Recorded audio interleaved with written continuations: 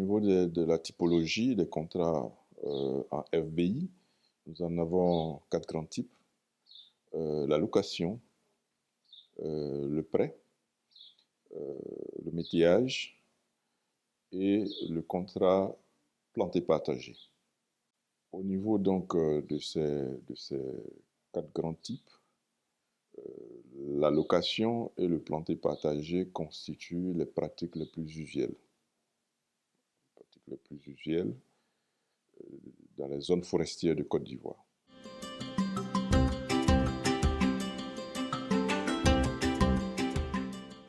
Au niveau donc du contrat de la pratique du métiage, on a deux grandes sous-catégories.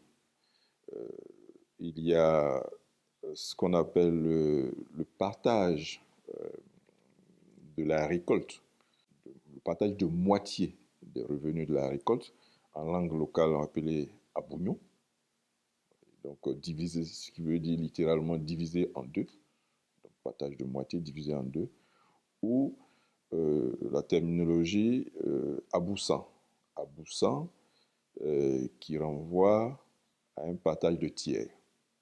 Dans le cas de l'aboussan, donc au tiers, c'est l'exploitant, donc le tenancier qui a les deux tiers des revenus de la récolte et le propriétaire qui met à disposition sa parcelle qui a le tiers des revenus.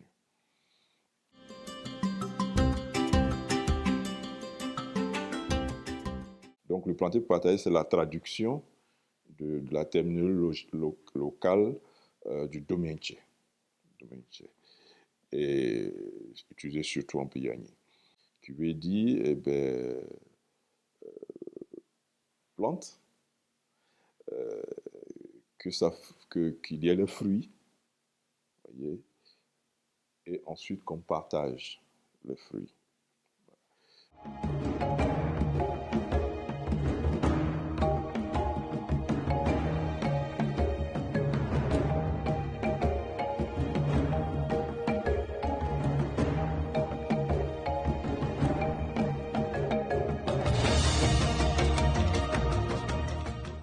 Donc, dans la pratique du planté partagé, tu as deux acteurs clés.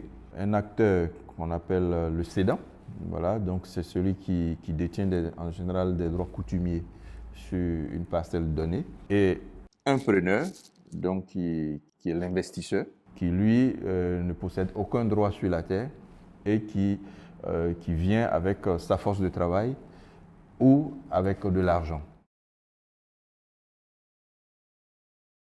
Il faut distinguer dans le planté partagé trois types de configurations. Il y a le planté partagé qui porte sur essentiellement la récolte. Voilà, porte sur la récolte. Vous avez un planté partagé qui porte sur la plantation, uniquement la plantation, et une dernière configuration, le planté partagé qui porte à la fois sur la plantation et la terre. Voilà, donc on a ces trois types de configuration. Le registre du planté partagé renvoie à un registre de partenariat. D'ailleurs, certains acteurs utilisent de plus en plus l'expression partenariat pour qualifier leur relation entre celui qui met à disposition sa terre et celui qui vient et qui investit pour créer la plantation. Il y a un intérêt pour les deux parties parce que, en général, dans la gouvernance foncière de nos sociétés locales, les détenteurs des droits sont des personnes d'un certain âge qui parfois n'ont plus la force physique de mettre en valeur leurs exploitations. Et à cette raison, il y a aussi le fait que faire un investissement pour des cultures comme le palmier à huile, comme l'éviaculture, nécessite un pouvoir économique. Parce que ce sont du matériel végétal de sélection, donc de type agronomique, et le processus a un coût, un investissement qui est important, et les populations rurales, le paysan ordinaire, le paysan lambda, n'a pas toujours les moyens pour acheter le matériel végétatif pour se créer une plantation.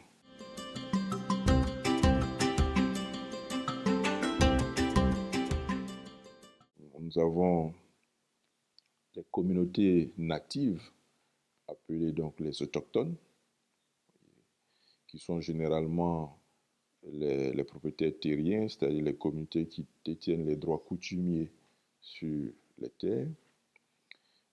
Vous avez les communautés issues des migrations, donc des déplacements, et à ce niveau, on a deux types de migrations, des migrations internes, donc qui renvoient à des déplacements de populations ivoiriennes d'une région à une autre pour développer des activités agricoles.